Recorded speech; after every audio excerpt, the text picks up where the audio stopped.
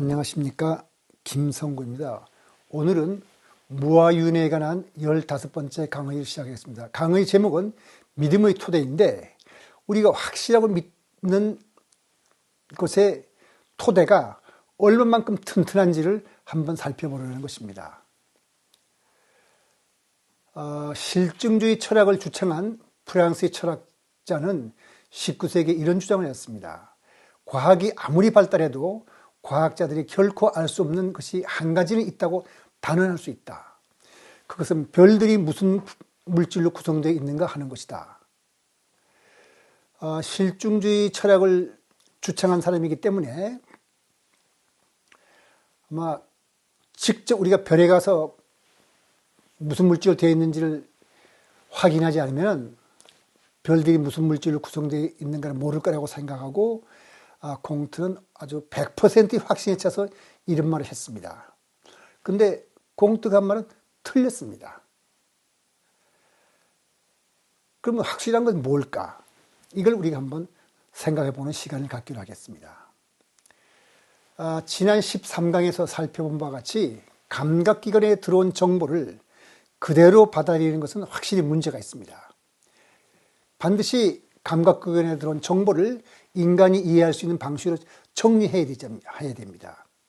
그럼 인간이 이해할 수 있는 방식 중 가장 믿을 만한 것은 뭘까 하고 생각하면 우리 사람들은 그것이 논리라고 생각합니다. 세계관을 만드는 것은 이성적 사유이고 인간의 이성적 사유의 바탕은 논리입니다. 근데 논리에는 아무런 문제가 없을까? 사실 여러 가지 문제가 있습니다만은 여기서는 꼭 한 가지만 우리가 어떤 문제가 있는지 살펴보겠습니다. 과학은 관찰을 통해 귀납적으로 진리를 추론하고 이 진리를 인간이 이해할 수 있는 방식으로 설명합니다. 조금 더 자세히 설명하면 여러 가지 사실들을 관찰해서 우리가 드디어 그걸 종합해서 이 현상은 이런 것이다. 대표적인 것이 진화론이죠. 여러 가지 동물들의 그 진화하는 흔적들을 찾아내서 모은 다음에 모든 동물들은 결국 진화를 통해서 새로운 종이 탄생한다. 이렇게 되는 건 거죠. 네, 그게 이제 과학이라면 마음 상태가 두뇌 상태라는 주류 신경과학자의 견해 역시 마음이 뇌의 전기화학적 작용에 바탕하고 있다는 것을 여러 번 관찰했습니다. 쭉 관찰해서 드디어 주류학계에서는 마음 상태라는 것은 결국 두뇌 상태인 것이다.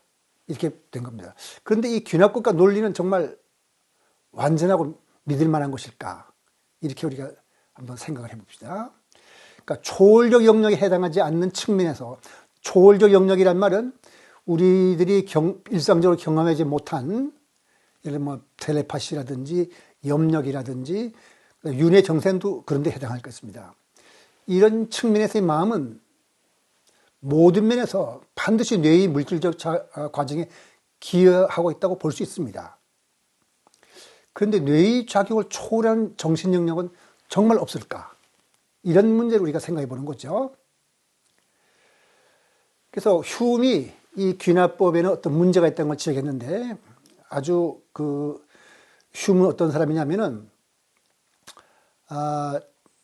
아주 위대한 철학자 칸트로 하여금 칸트가 휴움의 책을 읽어보고 나선 정신이 번쩍 들었다 할 정도로 칸트에게 큰 영향을 준 사람인데 이 사람은 회의론자라서 우리들이 옳다고 믿는 확신에 대해서 다 어디가 그게 허술한 데가 있는지 없는지를 지적한 사람입니다.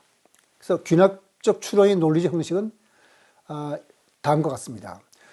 우리의 경험상 여기 X 두 개 표시한 것은 이러이러한 것이 항상 발생했다. 혹은 자주 발생했다. 이것이 바로 귀납적 사실이죠. 따라서 지금까지 보니까 항상 이러이러한 것이 자주 발생했으니까 미래에도 계속 이러이러한 것이 발생할 것이다. 또는 이렇게 말할 수도 있죠. 우리 경험상 어떠한 것은 항상 이러했다. 따라서 미래에도 이 어떠한 것은 항상 이러이러한 것이니까 이렇게도 마찬가지입니다. 휴음은 이런 추론이 다음과 같이 결정적이지만 함축된 전제를 포함하는 것에 주목했습니다. 다시 말해서 미래는 계속해서 과거와 비슷할 것이라는 걸 이 논리적 균합적 추론에는 미래는 계속해서 과거와 비슷할 것이라는 것을 전제로 하고 있다는 것입니다. 그런데 미래가 계속해서 과거와 비슷할 것으로 생각하는 근거가 뭔가? 이 질문을 생각하면 답이 잘 나오지 않는다는 것을 휴음이 지적한 겁니다. 무슨 뜻이냐면은 이 질문에 대해서 우리가 제시할 수 있는 최고의 근거를 추론으로 정리하면 이런 것 같습니다. 우리의 과거 경험상 미래는 과거와 비슷했다. 고로 미래는 계속해서 과거와 비슷할 거다. 이것은 논리적으로 명백히 순환론입니다. 즉 이 추론은 자기가 입증하고 하는 그것을 결론 자체를 전제로 가정한 겁니다. 따라서 균합적 추론은 이런 순환론이라는 문제를 안고 있다는 것을 휴음이 지적한 겁니다. 그러니까 휴음의 요지를 요약하면 이렇습니다. 모든 균합적 사례는 미래가 계속해서 과거와 비슷할 것이라는 함축된 전제에 의존하는 겁니다. 하지만 이 함축된 전제를 정당화하는 방법은 순환론적입니다. 이 함축된 전제는 정당화할 수 없는 것으로 보입니다. 결국 미래에 대한 어떤 추론도 정당화할 수 없으며 따라서 미래에 대한 그 어떤 추론도 결론을 믿을 만한 논리적 근거를 제공하지 못합니다. 정리하면 이렇게 정리할 수 있죠. 태양이 동쪽에서 솟아난다는 것처럼 지극히 명백한 추론이건 미래에 변함없이 견지할 과학적 법칙에 관한 추론이건 수학이 과거나 미래나 같을 것이라는 믿음에 관한 추론이건 미래에 대한 모든 추론에 휴음의 지적은 적용됩니다. 그러니까 휴음의 의문은 우리가 미래에 대한 추론을 논리적으로 정당할 수 있느냐 하는 것이고 그 대답은 정당할 수 없다는 것을 지적한 겁니다. 자, 그러면 두뇌 상태가 마음 상태라는 균합적 추론에도 휴음이 제기한 문제가 적용돼야 합니다. 지금까지 신경과학자들이 인간의 정신활동과 뇌신경의 상태를 조사해 연구해 볼까 분명히 초월적 영향을 제외한 부분이라면 둘 사이에는 1대1의 대응관계가 있었습니다. 두뇌 상태가 이러이러할 때 우리 마음은 이러이러한 상태로 나타난다. 그래서 두뇌 상태가 마음 상태라는 결론을 얻었는데 그것은 지금까지 사람들의 일상적인 정신활동과 생리현상만 관찰했기 때문이라고 볼 수 있습니다. 다른 건 관찰할 수 없을 건가? 이런 문제를 우리가 생각할 수 있죠. 그러니까 임사체험이나 전생체험과 같은 것은 아주 드물게 나타나는 현상이기 때문에 신경과학자들이 그것을 관찰할 수 없었습니다. 과학이라는 것은 항상 같은 현상을 여러 번 반복해서 관찰을 하고 반복 검증한 데서 힘을 얻는 건데 사실 드물게 일어나는 것은 관찰할 기회가 없었죠. 기회가 없었기 때문에 초월적 현상은 이 사람들이 관찰해보지 않았기 때문에 그런 거 없다고 생각했던 겁니다. 그런데 사실 초월적 현상은 잘 들어보면 우리 주위에서 드물긴 하지만 가끔 경험담을 들을 수 있습니다. 그렇게 드문 것도 아니죠.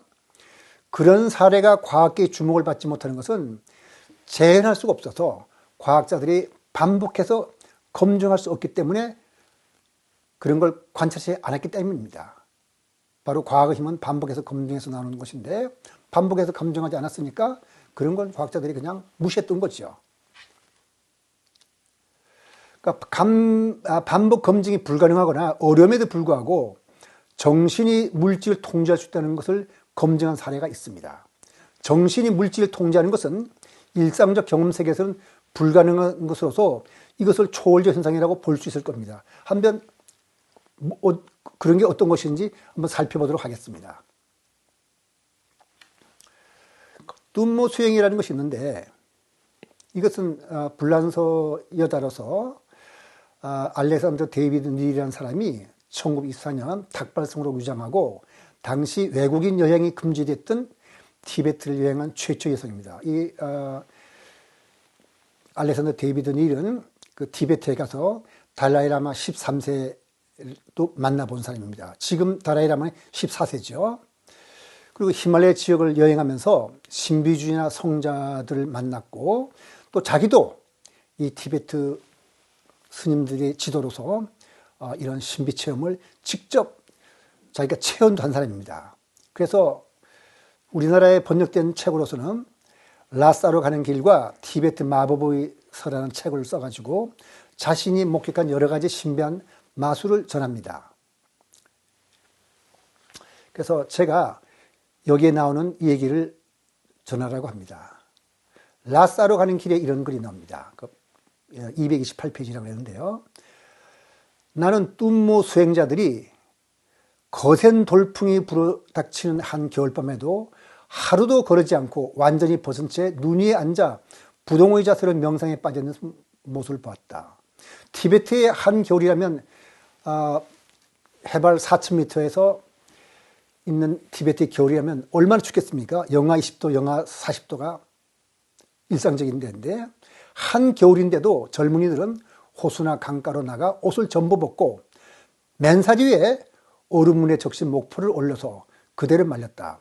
모포가 마르면 곧 다른 모포를 올렸다. 물에 담갔다가 꺼내자마자 얼어서 빳빳해진 모포는 마치 질거리는 프라이팬 위에 올려진 것처럼 김이 났다. 무슨 뜻이냐면은 보통 무술 시합하는 사람들이 그 무술이 얼마만큼 수련이 잘 됐는지를 시험하기 위해서 서로 시합을 하죠.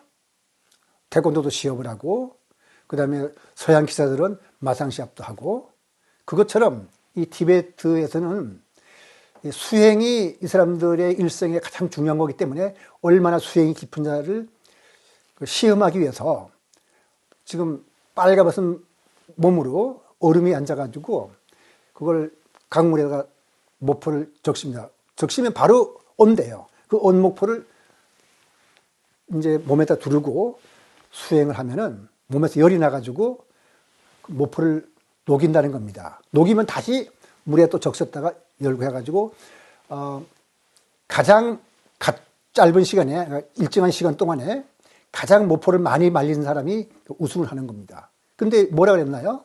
알렉산더 데이비드니 보니까 마치 질거리는 프라이팬 위에 올려진 것처럼 김이 났다 그랬습니다. 그래서 이 뚱모 수행을 알렉산더 데이비드도 배워서 자기도 겨울철 5달 동안 3,900m의 고도에서 면으로 된 얇은 초심자용 옷을 걸치고 훈련했다고 합니다. 그리고 맨몸으로 앉은 사람들은 그 엉덩이에서 열이 나가지고 그 얼음을 녹인다고 합니다. 우리의 그 정신훈련, 마음먹은 훈련으로서 외부에다가 열을 전해서 녹인다는 것이 가능한 건지. 그러니까 알렉산더 데이비드니 묘사한 뚱모 수행은 착각이나 과장이 아닙니다. 이 책을 읽고 깊이 감명을 받은 사람이 있었는데 하버드대학교 의과대학의 심신의학 교수이자 심장병 전문의 허버트 벤스입니다. 그 허버트 벤스는 사실은 굉장히 위험한 일을 했는데요. 뭐냐면은 아직 그 테니어를 받기 전에 젊은 교수가 또 이상한 연구를 하게 되면은 그 학교에서 쫓겨나거나 테니어를 받지 못해요. 테니어란 말은 이제 정식 교수 임명되는 건데 받지를 못하게 됩니다. 그러니까 그 이상한 신비 현상을 연구하는 것은 그 젊은 교수들 하지 않는데도 허버트 벤슨이 용감하게 했어요. 그래가지고 직접 달라이라마를 찾아가서 그 뚱모 수행자 3명을 소개받아가지고 그 사람들의 체온을 측정하고 그들의 체온이 바뀌는지 봤더니 발가락 손가락 근처에서 체온이 최고 섭씨 15도 상승하는 것을 확인하고 1982년 네이처라는 아주 유명한 학술지에 이 논문을 게재했습니다. 그다음부터 이렇게 이제 게재하니까 이게 이제 과학적으로 인정되는 거죠. 그래서 여기 지금 제가 논문을 쭉 보여줬는데 여러분 읽으라는 것이 아니라 이런 게 있다 하는 것에서 흥미있는 사람들은 거기 뭐 찾아서 읽어볼 수 있습니다. 네. 자, 이런 실험을 바탕으로 허버트 벤슨은 이런 말을 하고 있습니다. 그러니까 두 권의 책에서 제가 인용한 말을 그대로 쓸 텐데 여기에 쓴 글은 그대로 이 책에 나오는 것을 그대로 옮겨 쓰는 겁니다. 그러니까 그 과학명상법이라는 책에서 36페이지에서 허버트 벤슨 이런 말입니다. 마음은 몸 밖의 물질에도 영향을 미칠 수 있다. 티베트의 불교들은 명상 중에 열을 발생시켜서 눈을 녹인다고 알려져 있다. 자기가 했을 때는 이거 확인을 못했어요. 왜냐하면 아마 수행자들이 알렉산드로 데이비드 닐이 본 것처럼 수행이 깊지가 못했는지 조건이 그랬는지 몰라도 그냥 15도 정도 올렸는데 15도 정도 올려가지고 눈 녹이는 걸 볼 수 없겠지만은 어쨌든 15도 정도의 눈을 녹이는 걸 보고서 이제 알렉산드 데이비드 닐이 하는 말을 그대로 옮겨 쓴 겁니다.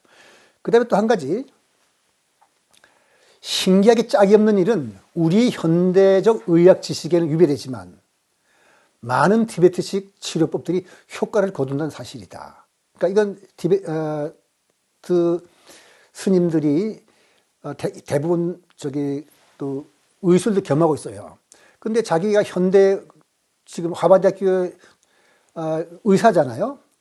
의사이자 심장병 전문의이니까 자기가 눈으로 볼 때는 현대 서양의학적 지식으로 볼 때는 말도 안 되는데 어쨌든 그 이상한 치료법들을 하는데 효과를 거둔다는 걸 확인했다는 뜻입니다. 그 다음에 허버트 벤슨은 또 나를 깨라 그래 산다는 책도 썼는데 거기에 이런 말입니다. 과거에는 정상체험과 같은, 여기서 정상체험이라는 말은 제가 책을 옮겨 쓰기 때문에 그대로 옮겨서 정상체험이지만 이것은 제가 앞서 말한 초월적 경험과 같은 것입니다. 그런 복잡한 현상을 과학적으로 설명하지 못했다.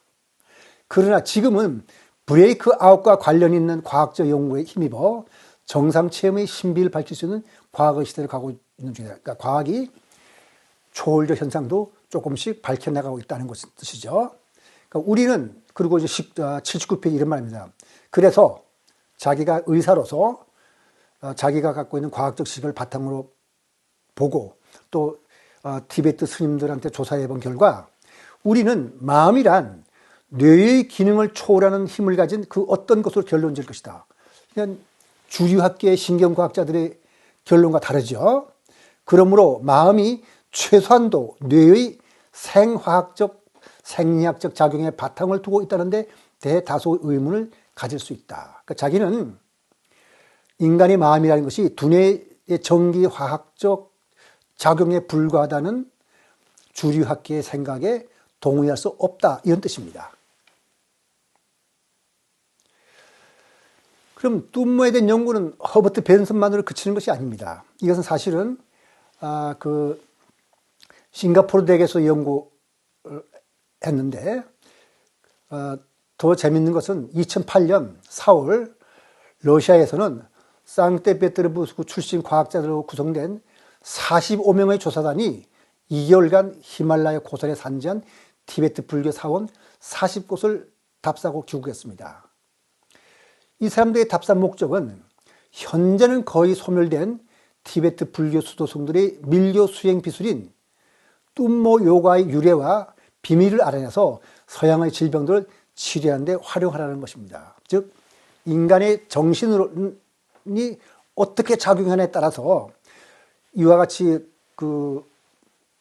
몸에서 발생한 열로서 얼음을 녹일 수 있을 정도가 되니까 그 비밀을 찾아내서 서양의학에 접목시키겠다는 뜻에서 이 사람들이 이렇게 뚱모 수행자를 찾아다녔던 겁니다.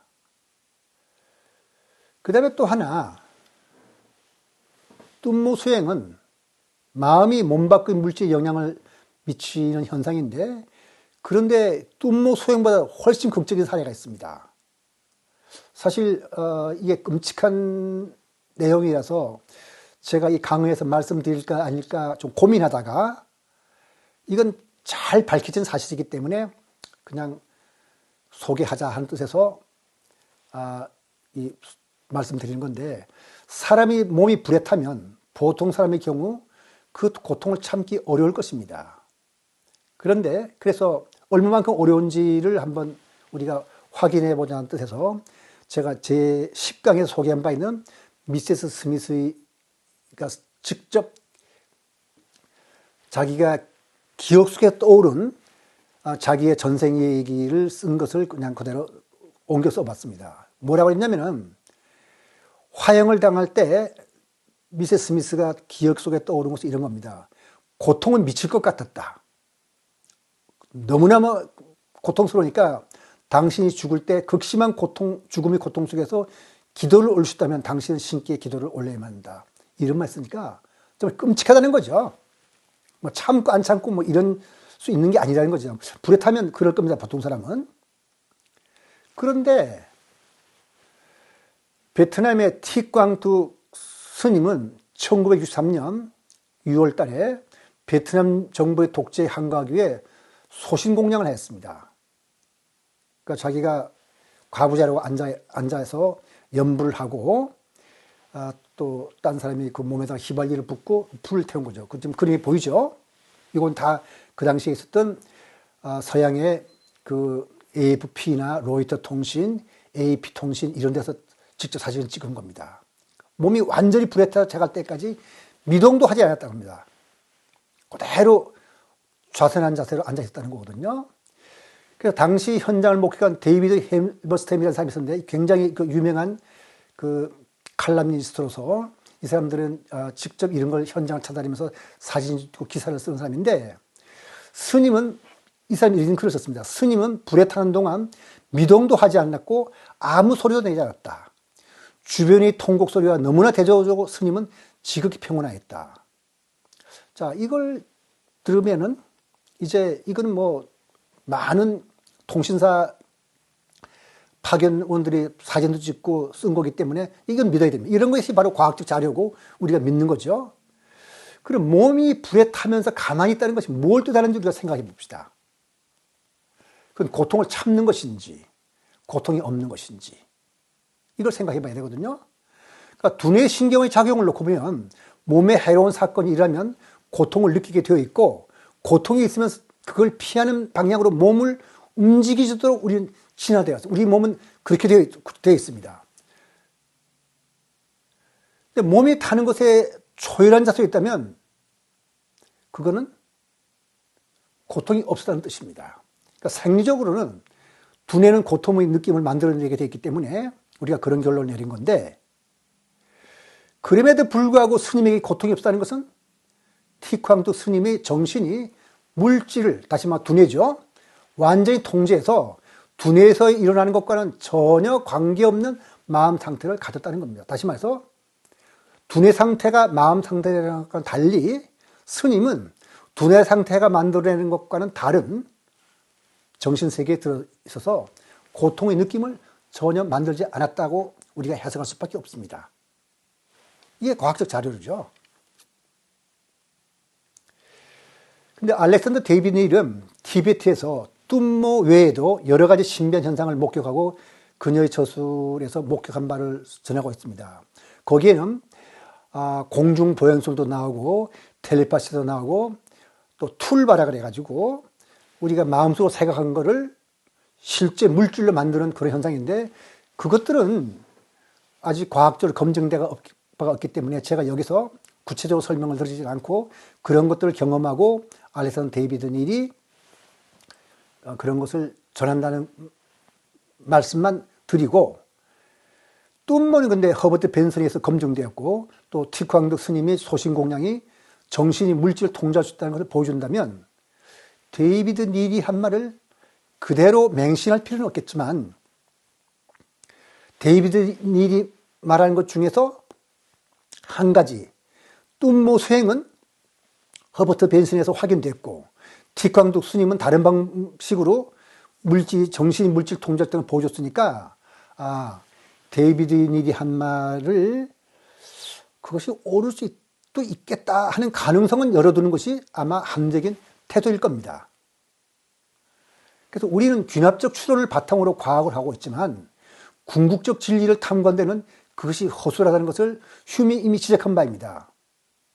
그렇다면 임사체험이나 전생 개념과 같은 것을 두뇌 상태가 마음 상태라는 그러한 귀납적 추리를 바탕으로 한 과학적 믿음으로 부정해서는 안 될 겁니다. 만일 수집된 사례들이 속임수였거나 아니면 내용을 검토한 결과 전생 체험을 했다고 말한 사람이 말한 내용과 실제로 가봐서 확인해 본 결과 다른 것이 판명됐다면 그러한 과학적 자료서 비판하는 것은 물론 옳습니다. 근데 지금까지 전생 개념에 대해서 그런 과학적 자료서 비판한 것은 없었습니다.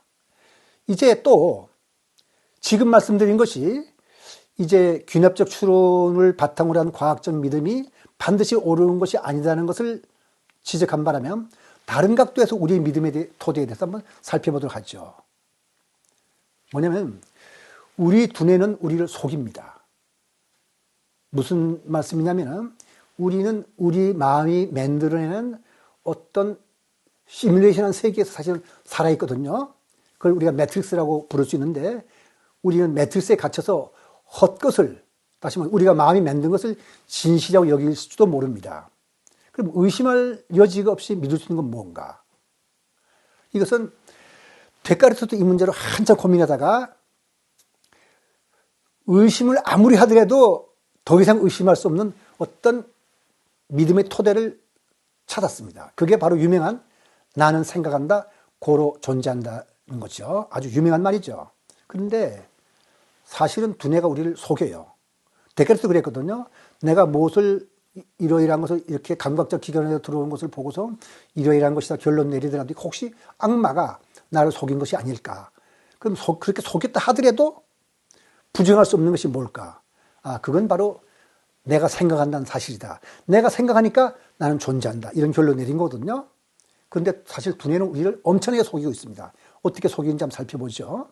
옆의 체스판에서 격자 A는 그림자 밖에 있고 격자 B는 원기둥이 만든 그림자 안에 있습니다. 여러분들이 보실 때 A와 B 밝기가 같습니까? 다릅니까? 다르죠? 그런데 한번 이렇게 봅시다. 이제는 어떻게 보이는가요? 똑같은 그림인데 이제는 같이 보이죠. 근데 같은지 안 같은지를 확실하게 보이는 또 다른 방법을 제가 보여드리겠습니다. A와 B가 똑같이 시작했겠죠? 그런데 시작할 땐 같았는데 지금은 B가 더 밝아 보이죠? 왜 그런 일이 생길까요?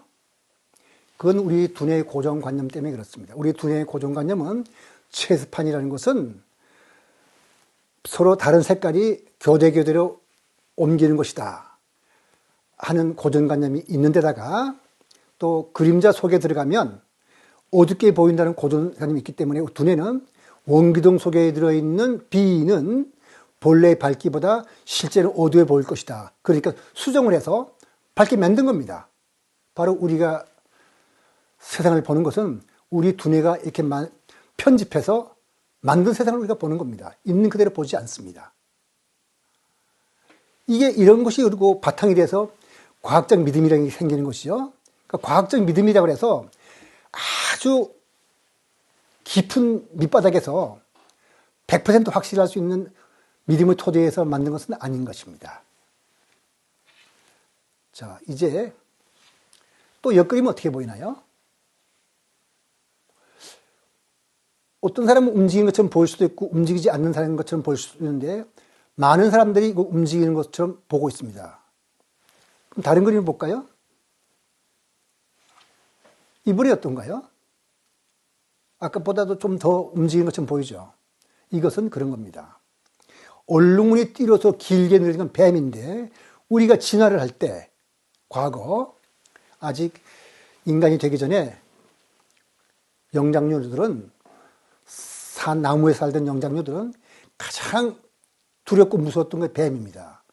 그러니까 얼룩무늬 띠가 보이면은 그것이 뱀이냐 아니냐를 판단하는 시간을 끌기보다는 무조건 도망치는 것이 목숨을 건지는데 유리했던 겁니다. 따라서 뱀은 아주 그냥 짧은 순간에 공격가 올 수 있기 때문에 올무늬 띠가 보면은 뱀이냐 아니냐 판단하지 말고 도망치도록 진화됐기 때문에 올무늬에 띄면 뱀이 움직이는 것처럼 보이는 겁니다. 이것도 역시 두뇌가 편집한 대로 우리가 세상을 보기 때문에 그런 겁니다.